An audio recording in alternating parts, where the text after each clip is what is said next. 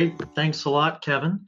Good afternoon, everyone. I'm going to just as we get into this, just take a second to introduce myself and my experience and the type of work that I do with Kevin and his organization and some of the other organizations in the education sector, just to give you an idea, I guess, of the experience of the person that you're listening to talk about benefits today. So I'm a benefits actuary with Morneau Sheppell. I've been with Morneau Sheppell about 12 years now.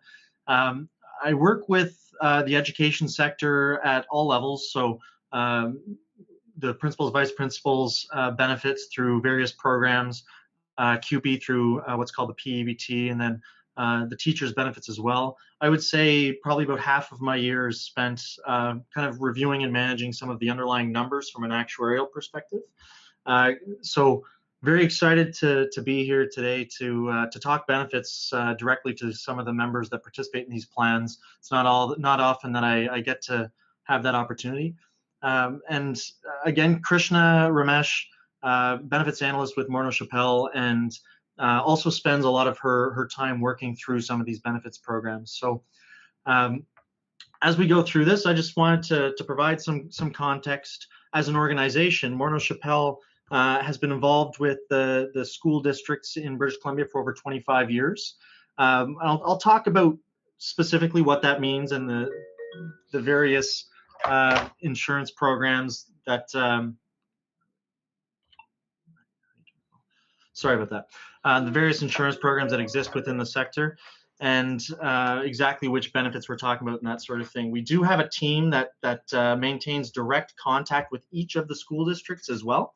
So it's not just at the association level. So in terms of agenda for today, I'm going to give a brief description of benefits that we're going to be talking about. I want to do that kind of as an initial level setting to ensure that all of the attendees today have kind of a basic understanding of the benefits that we're talking about. I'll talk about some of the provisions that underlie those benefits as well, and kind of any implications that they might have to you as an end user as well. And happy to take questions on that through the question box, but we will be delaying questions until the end, as Kevin said. We're also going to take a look at kind of the distribution of benefits across the province, where there's some standardization and where there isn't, and the value of benefits, kind of a typical breakdown of costs by category. We're going to look at where you can access more information about benefits, what sources are available to you through the internet or through the district as well. And then we're going to close out by talking about some very basic responsibilities that lie with the individual as a participant within the plan, but also with the school district and what you can expect from them and where you can go, I guess, if there's information you need beyond that as well. I apologize, I'm having some issues with the telephone here. It keeps beeping on us, but I think we have it resolved now. Okay, so if we jump into some level setting on the types of benefits that we're going to be talking about. The first one here, and I'll say, if we back up a step, I anticipate that most of you will be familiar with these benefits and how they work, but want to ensure I have the opportunity to talk about some of those finer details, because there are a couple things that might be new to, if there's something in here that might be new to a handful in the group, then I think that delivers some value. So life insurance, what do we mean when we're talking life insurance? Well, at a very basic level, there's what we call basic life insurance, and then we have optional benefits as well. When I'm talking life insurance, I'm really focusing on the basic one. That's the one that almost everyone will be eligible for or have some sort of benefit or volume of insurance managed by the district. So when I use the word volume, it's important to understand that I'm talking about that amount that you're covered for. It's often a flat amount or a multiple of salary. One thing that you'll find is that it could be the same multiple of salary for everyone within the same group. It could also be based on age or tenure, so it's not always the same, and there's certainly no standardization in this within the sector. Also under life insurance, just as a basic comment, what we're talking about here is a lump sum that's payable to a designated beneficiary upon death. And we'll talk a little bit more about designated beneficiaries later in the presentation, and how you can actually check who your current designated beneficiary is, or how you can update that in the future. Another one of the benefits that we talk about is accidental death and dismemberment, sometimes referred to as AD&D. And the AD&D benefit is very much, it's a subsection of the life insurance. From a cost perspective, it's about 1/10 of the cost. So often the volume will mimic the life insurance, and it just kind of follows along as the shadow of the life insurance program. Short-term disability or STD benefits. When we're talking volume here, we're talking about a weekly benefit that's payable to eligible claimants. And I'll comment up front that within the sector for principals and vice principals, not every group has a short-term disability insurance program. Some of you may have a sick leave accumulation program or some combination of various programs. Okay, I've included it here for the benefit of those that do have a short-term disability benefit. Okay. Long-term disability benefit is something that all of you likely have. And when we're talking long-term disability benefits, what we're talking about is a monthly benefit that's payable to eligible long-term claimants. So we're talking about someone who's typically gone beyond, say, 120 days off of work due to sickness or disability. That's when we're talking about long-term disability benefits. Okay. If I move on to the next two, these are the benefits that probably get the most attention and most plan members know the most about because they're used on a regular basis. On the left, we have extended health care, or often referred to as EHC. Sometimes you may see this called extended health benefits, or EHB as well. Really what we're talking about here are all of the expenses that an individual could incur for their own healthcare insurance. Okay, we'll take a look in a couple slides at the average cost distribution broken down for extended healthcare specifically as well, to give you an idea of where the dollars underlying these programs are actually spent. Okay, I'll take a quick rundown through here just so that we're all on the same page. Drugs, I think we're all clear. So when you have a prescription from your physician and you claim it through your extended healthcare, it comes through that drug category. Paramedicals. Paramedicals are those other professional healthcare providers, such as a massage therapist, physiotherapist, chiropractor, acupuncture, naturopath, that sort of thing. Okay, so your health plan, your extended health plan, will have a list of paramedicals that have typically a dollar maximum associated with them, although not always. On vision care, more often than not, we're talking about a dollar amount that's eligible for any type of vision care expense, whether it's frames or for lenses. Sometimes you'll see some ancillary benefits for vision care, such as coverage for eye exams or separate coverage for laser surgery and that sort of thing. Medical aids and equipment is kind of a catch-all category for any other medical type purchases or expenses that an individual might have. In this category, you might see things like wheelchairs, canes, stump socks, and that sort of thing. Okay. On the out-of-province side, so this is basically coverage for when you're traveling outside of your province of residence. It can be within Canada still, or even out of country coverage. And this is typically, the claims that fall into this category are typically more emergency type claims. You're away from home and something happens and you need to incur some expense. And then other is there as a catch-all. There's very few claims that flow through here, but every now and then you get something that's pretty unusual and has to flow through that category. Right off the bat, I'll say if there's a question for an example in the other category, I don't have one off the top of my head, so I apologize. On the dental side of things, it's a lot more straightforward. There are really only three major categories of services. Basic services, and again, I'll talk about some breakdown within these categories, but basic services is kind of like your routine checkups, some scaling, and any maintenance type work. Major services is when you're talking about restorative surgeries, bridges, that sort of thing. And orthodontics, that's where we get into braces and other type of orthodontic services. Okay, so from a category perspective, dental is much more straightforward. Okay, so I want to step back a little bit now that we've kind of introduced those benefits, just to give you a taste for where dollars are spent. So all of these benefits together are what we would describe as kind of the employee benefit program or benefits package. And in terms of priority, you can see that dollars are typically spent evenly, approximately evenly between the long-term disability, extended health, and dental benefits. Life insurance at 4%. Is a very small percentage of the overall cost distribution.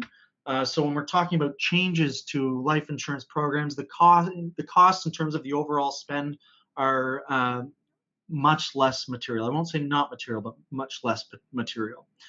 You may recall I also mentioned AD&D. It's about 1/10 the cost of life insurance. So I didn't bother putting it on this chart because it would be 0.4% of the total spend. When it comes to long-term disability within your specific employee group, one thing I'll note as well is that the majority of you, I believe, have what's called a non-taxable LTD plan. That means that you pay the premiums for that. For the dental and extended health, there's still going to be a large percentage of that that is paid for by the school district. Okay? So just to reiterate that, not everyone has the LTD paid by the district. Some of you will have that paid directly by yourselves, which would create what's called a non-taxable program. I'll talk about that in a moment as well. If we drill in a little bit on those two key benefits, the ones that kind of get the most attention, this is extended healthcare. And you can see that the majority of extended healthcare dollars, the money that flow through these programs, is spent on drugs. We could do an entire day discussing all of the different things that are happening within the drug world for extended healthcare. At this point, I think the most important message to communicate is that drugs are expensive and they're a material part of the overall benefit program. You can see 51% here. If we flip back, that means what is that? 18% of the overall spend for all benefits is on drugs.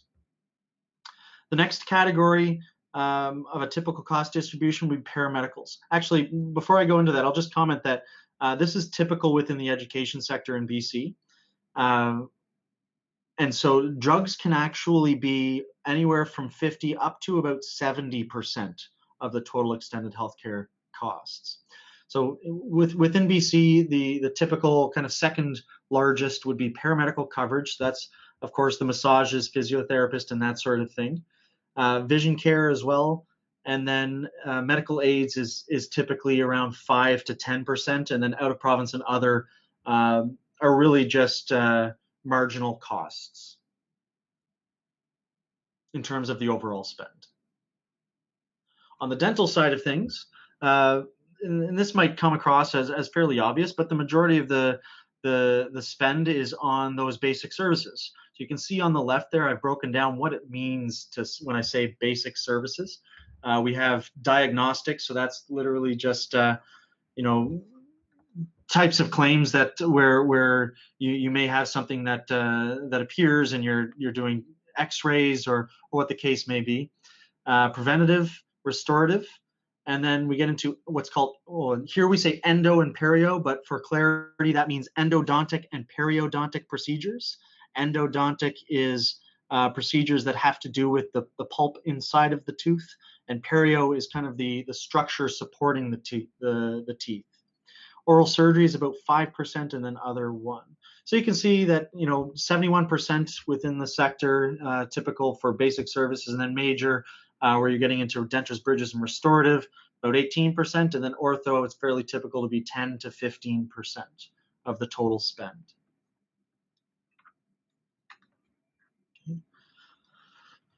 Okay, so now that I've given you an idea of kind of the typical breakdown of costs, I wanted to step back again and talk kind of structurally how are benefits actually delivered to the principals and vice principals within the province.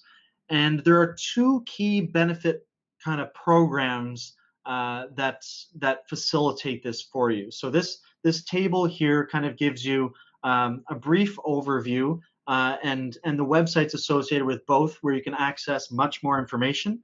The two websites on the screen have a tremendous amount of information and also have information at each individual district level. So if you haven't visited these websites, you may find some really interesting things on there specific to your individual district. The one on the right, I'm going to start with first, the BCPVPA benefit plan, basically managed by the BCPVPA, is the disability program provided through Desjardins Financial Services. For those of you that have short-term disability insurance, that would be with Desjardins. And then the long-term disability program is also provided by Desjardins Financial Services. Okay. The column on the left is what's referred to as the BCPSEA buying group. This is a buying plan that's sponsored by the BC Public School Employers Association. And each district opts to purchase the rest of the insurance for the population through this buying group so that they can get some bulk purchasing. There are a few carriers involved with this buying group and a few benefits. You can see them listed there at the bottom, and I'll take a look at that again, I believe, on the next slide. Okay, so again, I encourage you to take a look at these websites if you get the opportunity. All of the plan design information for each of the benefits should be available specific to your district. And I'll show you a screenshot later in the presentation of what those website landing pages look like. Okay, so if I take that first column to provide some context here, the BCPSEA buying group. So the BCPSEA buying group provides benefits for all employee groups within the education sector, except for the unionized support staff. That means there are teacher benefits flowing through this program, management, principal, vice principals, and other non-unionized support staff throughout the province. Okay. In terms of harmonization, there has been quite a bit of discussion within the province about standardized or harmonized benefit plans. So for your employee groups specifically, the principal and vice principals, there is no harmonization. That means that every district may have a different plan design. So I can't speak in specifics here today to say that coverage is, say, 80% for drugs and that sort of thing, because it may actually be different depending on which district you're in. One thing that is consistent, however, is that for the most part, your life insurance is with Great West Life. Your accidental death and dismemberment insurance is with a carrier called SSQ, which is a carrier based out of Quebec. Extended health and dental care are with Pacific Blue Cross, or sometimes referred to as PBC. Okay. On the next slide, we have some context for the BCPVPA buying plan. Employee groups within this buying plan for the disability programs. Yes, there are principals and vice principals, but there are also management employees and non-unionized support staff that access their disability insurance through this program. In terms of harmonization, I've said some, and what I mean by that is, and I'll use the long-term disability insurance as an example, there are really only a few different variations available to these benefits. One of the variations I've mentioned here is what's called a cost of living adjustment. Some groups have chosen to have a cost of living adjustment in their LTD plan. What that means is if someone goes on claim, if they're on claim for a long duration, there's an adjustment to their benefit over time to keep up with the cost of living. Okay, there are some that do not have that cost of living adjustment. The other differentiation that I've shared here is that some are taxable benefits while others are non-taxable benefits. What that means specifically is that when the employer pays for any part of the long-term disability premium, the benefits that any claimant receives if they claim are taxable income. When the benefits are non-taxable, that means the members are paying for the long-term disability themselves out of their own after-tax money. So any claim that they make is non-taxable. They do not have to pay income tax on those claim dollars. Okay. Other than those two differentiations, the long-term disability plan is largely the same across the province. Okay, so we've talked about the benefits, we've talked about some of the delivery structure within the province. One of the things that we wanted to talk about are some of the very basic kind of key responsibilities that lie with the individuals that are actually covered by this plan. So I've called this PVP responsibilities. The first one we have here is to ensure that you update your beneficiary information. So what do I mean by updating your beneficiary information? We're talking about life insurance or AD&D insurance. And when you enroll for your benefit plan at kind of the beginning of employment, when you first got hired within the district, you would have filled out what's called an enrollment card. And on that, you may have written the name of who you want to designate as your beneficiary. That card should be kept by the school district. And so if you're interested to know who you have designated as your beneficiary, or if you would like to change your beneficiaries, you'll have to reach out to your school district to review those initial enrollment cards or whatever they have on file for you. If you want to update it, there are some forms available through those websites that I shared. In the next bullet here, if you have changes to your family status, for example, if you have a child, if you get married, if you get divorced, make sure that you as an individual reach out to the district and let them know so that they can make the appropriate changes to your benefit plan. And one thing, just as an example, is if you have a child, then the district will need to add that child as a beneficiary on the extended healthcare plan, for example. So if you do have any medications or any services or expenses in that child's name, they're eligible to be claimed through the plan. Or Pacific Blue Cross knows to accept those claims. So anytime you have a change in family status, it's important that you reach out to the district to let them know. Check the number of sick days you have available, or I've underlined, know your numbers. And this really ties into the disability insurance. So I mentioned that everyone in the province has this long-term disability program. The long-term disability program, though, begins after about 117 days from the date of disability. That means if a person goes off of work, say as of December 31, there are 100, I'm going to use 117 as the number for this purpose. There's 117 days between ceasing employment and when LTD benefits begin. That gap is filled by a few different things. If you have sick days accumulated, then your sick days will begin to be paid out. If you have a short-term disability plan, then once sick days are expired, then your short-term disability plan will kick in and pick up the benefit payments until you satisfy that 117 days. For some people out there, you may not have a short-term disability plan and you may not have many sick days banked, which means if you do have a situation that results in you being off of work due to sickness or disability, there may be some financial risk there where you don't have any income for a few months.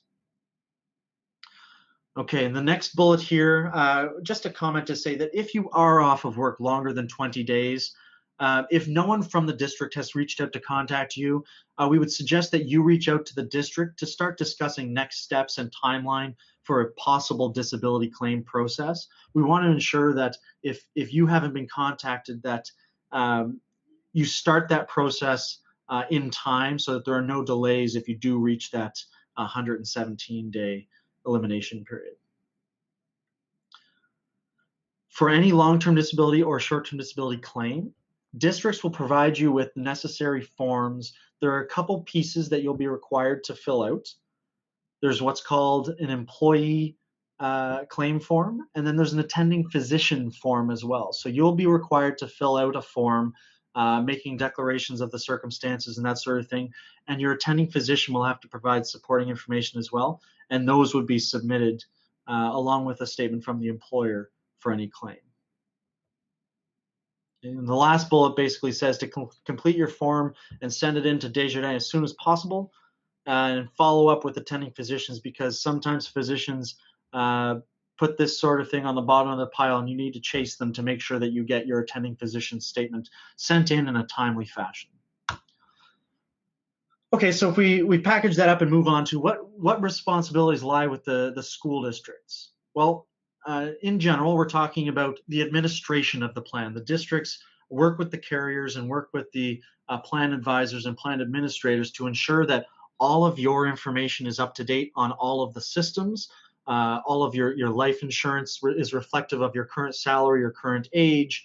You have all of your dependents registered, and they also manage coverage for those that are on leave. So whether coverage is continued or whether you're required to make payments yourself, the district is managing that on their end. Ongoing updates to Pacific Blue Cross's site. So as there are changes, then they'll need to actually go on to the site and ensure that Pacific Blue Cross's records accurately reflect your circumstances. It's also their responsibility to maintain the original beneficiary information. So if they're in the unfortunate circumstance that there's a life claim, the district will have to be involved in that conversation to identify who the identified beneficiary is for that life insurance program. District's responsibility to provide the claim forms to the plan members, and also to provide ongoing support to the plan members if you have questions. Okay. All right, so continuation of that last bullet. If you have questions, if you have any concerns with your benefit program, one source that's available to you is to go back to your school district to ask questions. I want to remind you of these two website resources that are available. Both of them have a tremendous amount of information. And again, I encourage you to take a look at that website and look what's available for your specific district. This is what you'll see for the landing page of the BCPC Buying Group website. As an individual, you can click on that employees link on that website. It'll give you a drop box that lists out all of the districts and various employee groups. You can select your district and employee group, and it'll bring you to a page that is customized for your employee group, and you can click on all of the different benefits that you have to get more information about that benefit program. It will list off things like what are my maximums for vision care, what are my maximums for paramedical insurance, what types of drugs are covered, that sort of thing. The BCPVPA also has a website, and this Dropbox that you see here, this is the landing page. This Dropbox that you see here, again, you should be able to select your employee group in your district to identify disability information that's available to you, disability benefit information available to you through the BCPVPA benefit plan. Okay. So just a couple things, two more slides before I wrap up here. Just a couple comments about retirement or termination provisions. If some of you are approaching retirement, it's important to understand that you do have what's called conversion privileges. This is specific to a few different benefits. On life insurance, for example, if your coverage is reducing or terminating, then you can convert that to an individual product with any carrier that's available. And I think I have some more on that on the next slide. Termination of benefits, so that we're talking about basically if you're a claimant on long-term disability, your long-term disability insurance will carry on until about age 65. Other benefits may have a different termination age depending on the district. Typically, it'll be around 65. Some may be at 70. Or some other variations in there. Again, we're in the realm of no harmonization when we're talking all of the other benefits. So there is no one comment that I can make.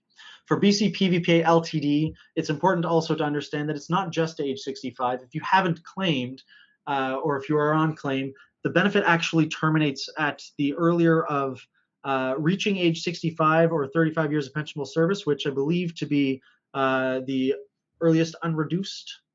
I might have that wrong. I apologize. Or 90 days prior to retirement. The reason we say 90 days prior to retirement is because once you retire, you're no longer eligible to claim. Okay.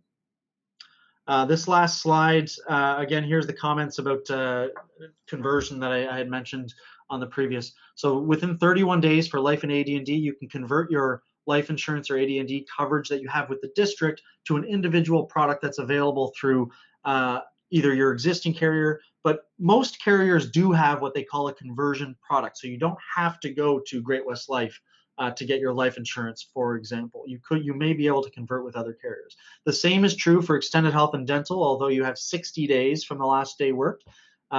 Most carriers do have what's called a conversion product.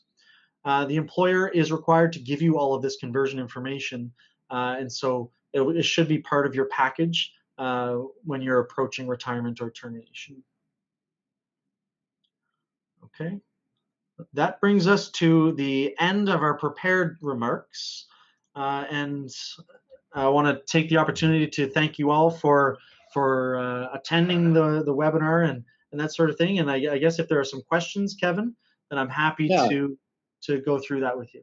Of course. Well, thank you, Alan, for your comprehensive overview. I think it's helpful for our members who aren't always aware of terms of their benefit plans and how they access different supports within their benefits. So much appreciated for your presentation.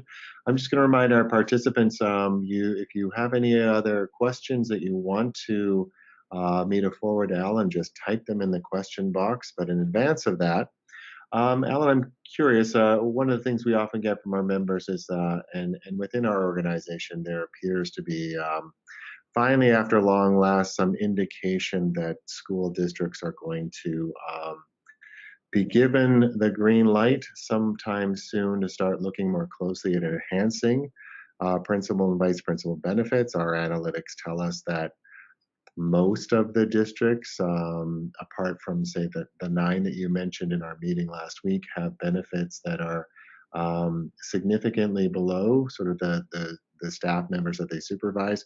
I'm kind of curious from your perspective, if you have any suggestions about a process to go through, or what you think the process would look like in a district if they're trying to sort of determine how do they enhance the benefits of principals and vice principals to ensure that they're meeting the needs of principals and vice principals. I understand that's a big question.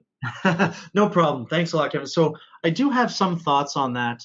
And if you bear with me, I'm happy to talk through this. So one key piece anytime you're looking at your membership to enhance benefit program is really to get a feel for what your members need, want, enjoy about their existing program. So you know that if you're going to make changes, you want to make sure you preserve or enhance what it is that they already enjoy. Every single benefit change comes with a different price tag. Some things are a little bit more intuitive in terms of the associated cost than others. So it would be worth educating yourselves about, well, if for example, we want more vision care. I can tell you right now that vision care is expensive. And so it's important to understand those costs so you can understand kind of the framework within those benefit changes. It's very easy to say, well, we want the best of everything, but that also comes with a price tag as well. And so that's an idea of where you might get some pushback. One thing that I'll raise some awareness to is that when you're polling membership about what types of benefits would you like to see enhanced and that sort of thing, you may get feedback that is focused on the benefits that get used the most, which often come with a big price tag. That being said, there's another perspective on what it means to deliver value in a benefit plan. Things like coverage for catastrophic services or kind of more rare circumstances like mental illness through enhanced psychology benefits can also deliver a great amount of value to your membership. although that might not be the first thing the members share with you. And so I just wanted to share that the two perspectives. There's two perspectives on what it means to deliver value through a benefit plan. Great. I'm not sure if that helped, Kevin, but no, that's very helpful, because one of the things that we'll have to do as an organization is to sort of support our members in asking those really informed questions about the decisions that districts are going to make about enhancing benefits at some point in the future. So I have one other question from our participant, Alan. So it has to do with dental benefits. Not sure if you can answer this or not, but the question is: dental implants are generally not covered, but are you aware of exceptions for a dependent where the need for implants is congenital and not cosmetic? whew. Okay, so I do have some comments that I can make. I can't make any specific comments without knowing kind of some more circumstances, that sort of. But what I can say is that sometimes dental implants, while they're not explicitly covered, it's very common for the insurer to cover them as what they call an alternative treatment. So as an example, I've just flipped back to the dental tab here. Sometimes a dental implant is recommended as an alternative to dentures or bridges. If the plan covers dentures or bridges, then it may be allowable to do the dental implant, but it'll be reimbursed at the level of dentures and bridges. So it's not that it's not allowed. Sometimes it is allowed. It's just reimbursed according to the dentures and bridges kind of fee guidelines. Now, in terms of more specifics, I'm not able to comment on that. Thank you, Alan. So you began the presentation talking about 60 different districts and 60 different plans for principals and vice principals around the province, and made a point of saying that for unionized staff members, the plans are often harmonized. It tends to be a provincial plan. So I'm sort of curious, and again, maybe a tricky question, but moving forward as an organization, what are some of the disadvantages or advantages we should be considering in this organization in terms of balancing whether we would be best to sort of leave those individual plans as is or move towards a more harmonized provincial plan? Great question. Great question. So what I can say is that from the context of the teachers and the CUPE union within the education sector, when they moved towards a harmonized plan, it was a fairly lengthy process. And what happened was basically there was a committee struck that reviewed kind of a funding framework that was available and kind of plan options. That being said, the committee didn't want to mandate that everyone had to join this. If you understand kind of a system of averages, you may have some plans out there that are very rich and some plans that are less rich. I won't say poor. I'll say less rich. And basically what that means, if you're coming up with one standard plan, you may have some where the overall value of the plan is decreasing if they were to move to that standardized plan.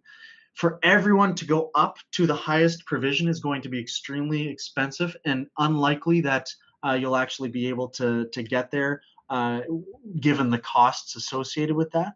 And so standardization typically means that you're coming in with an average plan, hopefully where the overall value is enhanced.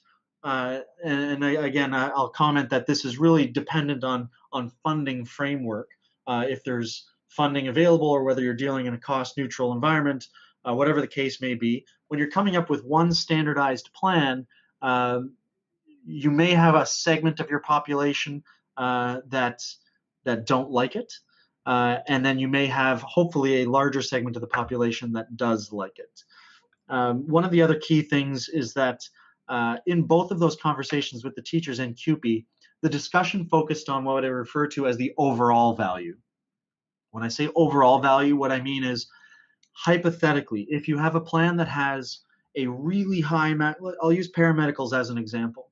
If you have a plan that has, say, $1,000 for physiotherapy and $100 for every other paramedical service, If the standard plan went to, say, $600 for all of them, that means that the physiotherapy would be coming down from 1,000 to 600, but all the other ones would be going up from 100 to 600. Depending on the individual and what they value within the plan, you may have some people who see that as a lesser plan, but overall, that may deliver more value to the entire population. So there's this kind of continuous battle between value to the individual versus value to the group that will come into play anytime you're looking at standardization. Unless you go to the highest provision of everything, which, and I by no means an authority on this, but comes with a price tag. Okay, well, I really appreciate your thoughtful comments on that issue. Of course, there's lots of things to consider. Should eventually we as an organization be working with our members to give some considerations to a provincial plan. And so just keeping my eye on the time, I'm noticing that we're coming up to the end of our webinar presentation. So I do want to thank Alan for all of his thoughtful comments in the presentation today. I found it very informative. I learned a few things about my benefits plan that I didn't realize in the past. I'm sure that many of our participants did as well. And thank you to Krishna for providing some support there in the background as well. And so with that, I'm going to bring our webinar close. Thank you again to Alan, Krishna, and have a great day, everyone. Thank you very much.